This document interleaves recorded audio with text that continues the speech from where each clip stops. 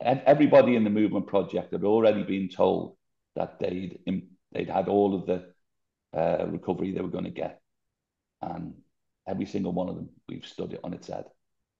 You know, That's a standard statement, and thank you for everything you said here.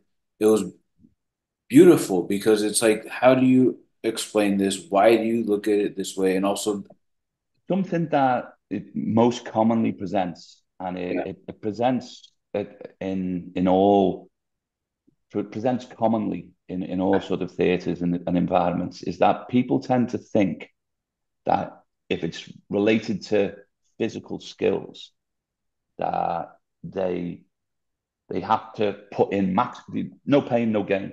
They feel they've got to put in maximum effort, and they feel that the most rapid results will be obtained from striving at the highest level of challenge that you can survive, yeah, and repeatedly trying at that. Um, but it's completely flawed. You need to do, as I outlined before, identify what skills the desired movement um, depends on, find the least complex of them, and address that first. Now people sort of feel that as if that's a concession, and a concession to people's lack of mental strength. And it's a nonsense. It's it, one of the few things that people have this view of learning on. And it happens every time somebody goes to the gym or someone tries to change their physical appearance. I mean, if you go in a gym anywhere near the 1st of January, it's all rammed with people absolutely hammering themselves. And then it's unsustainable, it's unproductive. And everyone just thinks, well, okay, I've got to accept my new normal. But it's just because they're not going about something in a productive way. If somebody wanted to learn French, they wouldn't just immediately go to the works of Emile Zola and start trying to read one of them in a native language. They would start learning the building blocks of language, and that's actually quite a relevant metaphor, because the way people try to learn movements after brain injury, they try to learn it cognitively. And so, they will actively move one limb here, actively move another limb there. Well, that's not how people move. What I refer to is they have a movement brain, and you have a thinking brain, and your movement brain should control all of that. Because if you try to hand it over to your cognitive brain, it can't think quick enough. It can't process it quick enough. And language is like that. The way language is taught in the UK, it might be the same in the US. It's awful. It gets taught to the cognitive brain, where you sort of remember, they get made to remember what the words are and get taught the grammar. And then every time you want to say something, you go to your cognitive brain and try to work out what it is you want to say, work out what the translation is, remember it, and then say it. Well, that's not how you or I talk. If you or I talk now, it's like our emotions and or intentions. They just get given to your speaking brain, and then the words come out. And but if you try to talk cognitively, then as Olivia says, especially with aphasia, it what comes out is not going to be articulate speech or yeah, fluent speech. And if you do that with movement, if you try to control your movement cognitively, then that similar lack of grace and you know disjointed result is going to recur. But the thing is, if you keep doing it cognitively, that's the pattern you're going to build. It's never going to transfer over to the fluent movement brain.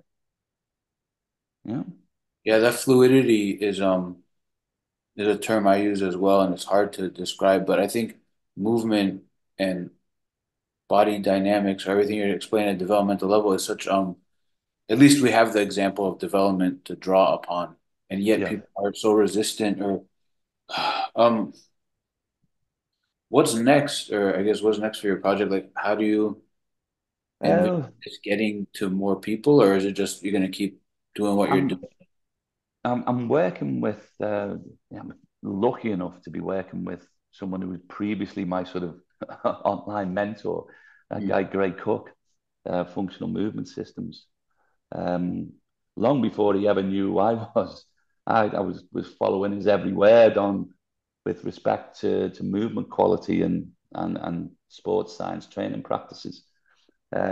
Just through a whole series of events, I've I'm lucky enough to be working with him now to try to almost get a defined syllabus for being able to screen people's movement and identify I was saying I identify the least complex dependency that they're lacking competence. Well, we're developing a screen that will allow you to do that, and then as you can identify that, you then can screen for the mechanical relationships that you need and put that in place, and then teach the skills so you can, rather than guessing, you can just go in like a sniper and hit exactly the point to move on, and then move on, and then move on. With Um, respect to that, though, wouldn't it be also good for them to learn how to develop it themselves? Absolutely, Yeah. it would, and it the I mean, absolutely nailed on right. But there is a flavor of of understanding that would benefit you. But then also, even if you don't have that understanding, we should still be able to give you a prescriptive guideline or an Yes. algorithm which will offer a path to improvement, and a reliable path to improvement. I mean, it's much like anything. It's like if you got yourself a self help book for teaching a language, you will progress to whatever degree, trying to teach yourself. But then if you had someone who had that background and understanding, they'll bring you on so much more. So yes is the answer to the question. Absolutely. Right. Um, Yeah, that outside help obviously makes sense too. There is one question in the chat, and maybe after that we'll call it. But so, do you think the movement method can be helpful for people who've had childhood brain injuries and then lived with it, or basically just grown up after ab- ab- childhood brain injury? Um, Absolutely. I can't think of any reasons why not. Now, there will be certain challenges which will present in a scenario like that. Like I would guess that there's a general rule of thumb in the Western world that the longer you've lived the seated Western lifestyle, the more mobility compromises you've got. When I'm talking mobility, I'm talking range of movement, mobility at your joints. So the more of those compromises you've got, the more of them you're going to have to address before you have sufficient range of movement to get each one of these competencies. But the thing is, if you don't get these dependent skills through you know through approaching it as I'm suggesting, there's no way around it. Walking depends on these skills. Like I was talking about the dissociating spine. If you can't dissociate your spine, you can't walk properly. Simple as that. Now, what I would never say is this is the only way you can do it. That I'm sure there's many weird and wonderful ones. I'm quite happy with the one that evolution has handed to us. Or if you got any other beliefs that creative design has handed to us in the way that we learn it first by rolling then crawling. But you can learn these skills in whatever way you want. But if something has dependent skills, it's like I say, you can't build a 10-story building and start at the sixth floor. You've got to have floors one, two, three, four, and five. It's as simple as that. So absolutely, Nancy, you can do that. Uh, and you've just nailed it there, Nancy. In doing so, you would then be able to start to address the injuries that have resulted from the poor movement. You know, because if you can't move, if you've got any, um, if your movement skills and or posture and biomechanics are suboptimal in a certain way, then the extent to the either the recovery overhead from moving or the injuries that result from moving, that's all going to depend on the frequency, the intensity, and the duration of your movement. Now, that this was part of the example I was saying when I was the instructing those special forces guys for selection. You know, they would be considered really fit athletes with really good posture. However, they did have flaws in their posture and range of movement. But it was only the frequency, intensity, and duration of the training they were doing that was highlighting it. Because when they presented for selection, they didn't have those injuries. They only occurred as they went through the 6 month selection phase.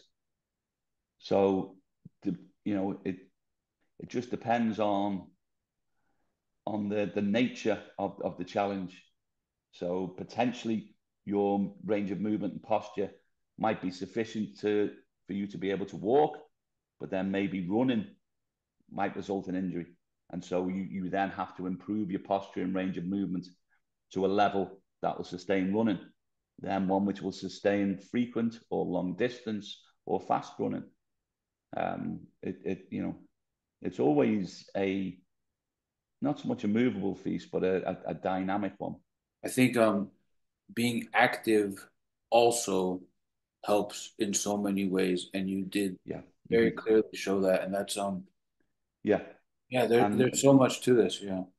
so yeah, and so that's where you're going to get that trade-off where you're you need a quantity of activity to to keep motion is lotion. However, it needs to still be within the confines of your movement quality. You know, so you need to be sufficiently active to keep everything mobile, but not so active that whatever compromises you've got will create injury. Um, and yeah, knees, hips, and spines are going to be the classic place where these injuries accrue. What happens when you sit down is you shorten your hip flexors. Now, if you if you're sitting down for an extended period, let's even just say 20 minutes, and everybody sits down for longer than 20 minutes at some portion of the day, even if they're sitting down at these presentations listening to me gob off, you know. And so if you're in the seated position for an extended period of time, well, then your hip flexors are in that shortened position for an extended period of time without having a change of length, without moving around. And so your hip flexors start to become short, especially when you're doing this every single day of your life. Now, if your hip flexors become short, that starts pulling the pelvis forward. The pelvis comes forward, that will switch off your glutes and hips, which is the strongest thing we've got. And if you take the strongest thing you've got out of the team, then the rest of the team has to work so much harder. But also, if those hips come forward, that's going to change how your spine's arranged, and all of these dominoes start getting knocked down. And what will happen is if you have dysfunction at one joint, then it will pass the load to the joint above and the joint below. Now, if one of the big compromises of the seated lifestyle is taking your hips out of the game, well, what's the most common ailment that people will put down to age, or what's the most common thing that people will complain about? You know, if Back, people will, yeah, hips. people will complain that they've got a bad back. As everyone gets older, everyone thinks a bad back's inevitable. As everyone gets older, everyone thinks bad knees or knee problems are inevitable. What's in the middle? It's your hips. As soon as you take your hips out of the game, the most powerful thing we've got, you're passing the load to the spine, you're passing the load to the knees. And you do that for long enough, you start getting problems, you know. So sitting down is the new smoking, mate. Thank you, Steve. This has been great. Movement is one example of capacity and ability that gets removed or injured or not functioning well. And it's almost, I guess I'd say sadly it's convenient how much you know Yeah. about it, how much you can demonstrate that. But I think that applies to brain injury in general. And then I don't know, people form camps. You got a movement injury, I got a this injury, people got a vision injury. I'll hang out with them. They want to know what happened to the person with their experience, but there's a lot of these parallels for brain injury and Well, yeah, I'll touch on one thing which I haven't actually included please. in the talk so far, and that's we spoke about neuroplasticity, which Yeah. is the brain's ability to rewire and learn new skills. Well, neuroplasticity is stimulated through experiencing new and expansive movement. It's movement which will drive neuroplasticity. You don't so much gain new movement from neuroplasticity. You gain neuroplasticity from new movements. From an evolutionary point of view, the prefrontal cortex grew out of the motor cortex. And so that's why movement will stimulate so much more so much more neuroplasticity. And you can sort of see that in common life as well, in so much as when if people when they retire, if they don't retire to something, if they just retire from life, and their movement lifestyle just shrinks completely, that's why when mentally they fall off a cliff. You know, I said that that metaphor of the field of wheat, and if you keep walking over the same path, that's like myelinating a pattern in the brain, and the more you walk over it, the more it the more visible and the easier to follow it is. Well, the less you walk over it, the more the wheat's going to grow back. And that's the same in the brain. It will start pruning um, neural patterns that aren't being used.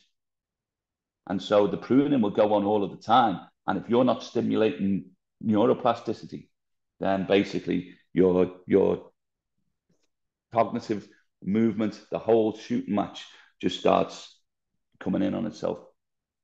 Yeah, the neuroplasticity gets discussed, but I wrote it here. Basically, the effort to improve the effort to get the neuroplasticity, I feel I've never heard discussed in an accurate way. Mhm. Maybe not never, but it's rare, and you discuss it here in great detail, which is it's not even talked about. And Yeah, yeah, absolutely. yeah, it's a very distinct because it's a difficult process. You're doing things that once Mhm. felt new and now or sorry, once felt automatic, but now it's like new in a weird way. And Mhm. then the progression for it, the work towards it. But you showed some really good examples of that. It has touch points everywhere, like your vision, for instance. Um, People think that vision is almost a passive function, almost as if you have a projector, like in a cinema, and it's projecting the world in there, and you just see what is. Right. That's complete nonsense. Doesn't that's not what happens at all. Your eyes, your eyes are the only part of the brain that exists outside of the skull. Your eyes are part of the brain, and what your eyes do is they translate light information into digital information, which then goes into your software in your head, plus your understanding and your experience of the world is what you then see. You don't just see what is. Um, I touched on before when I was learning to run, I would lose my peripheral vision and lose my visual acuity.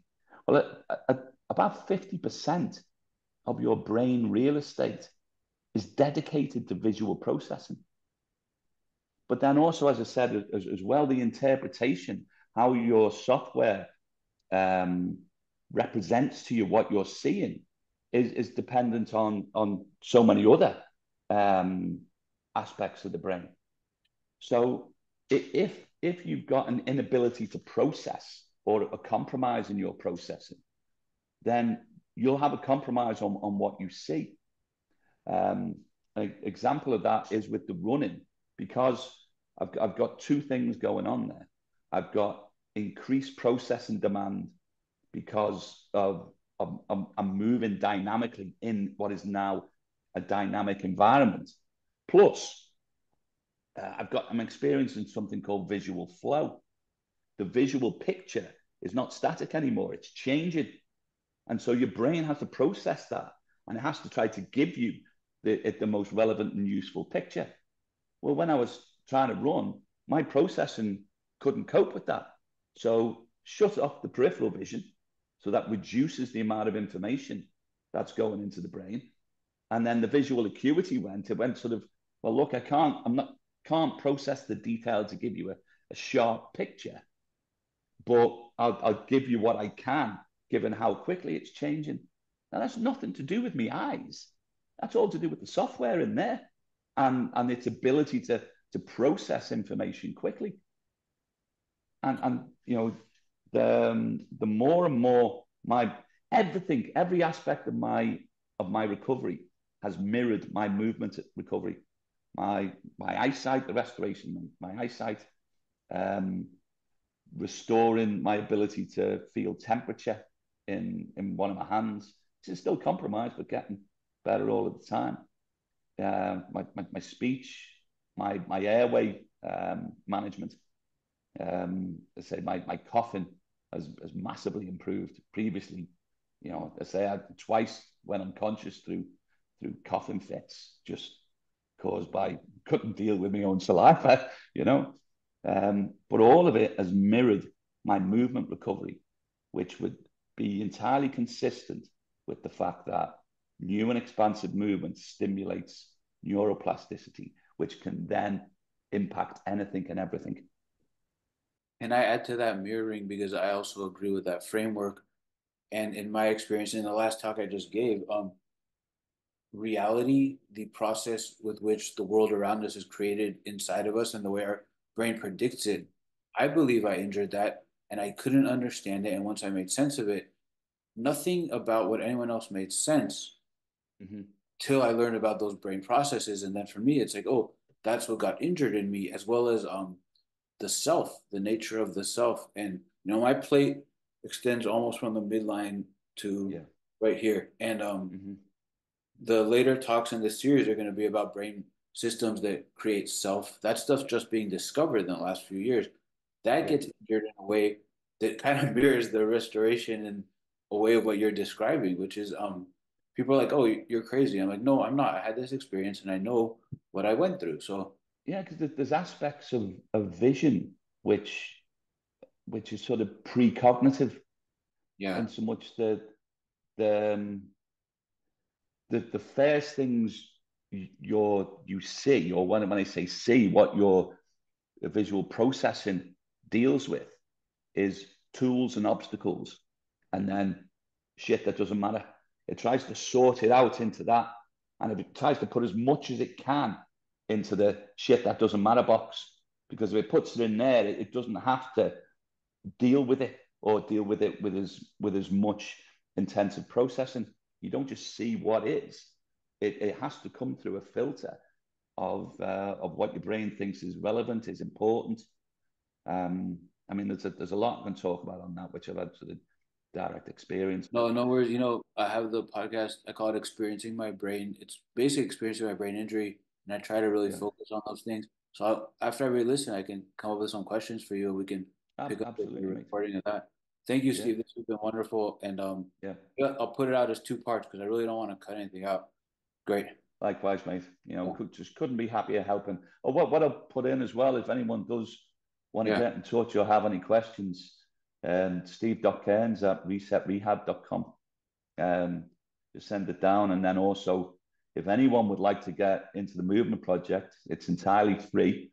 And it's the way you can apply to it is through the Facebook forum of Brain Injury Movement Rehab, which once again is obviously free to join. Awesome. Cheers, Dan. I'm glad you enjoyed it, mate. And thanks to everyone else for dialing in. Yeah. Thank you, everyone. Thank you, Steve. Appreciate everyone. All right. See y'all later.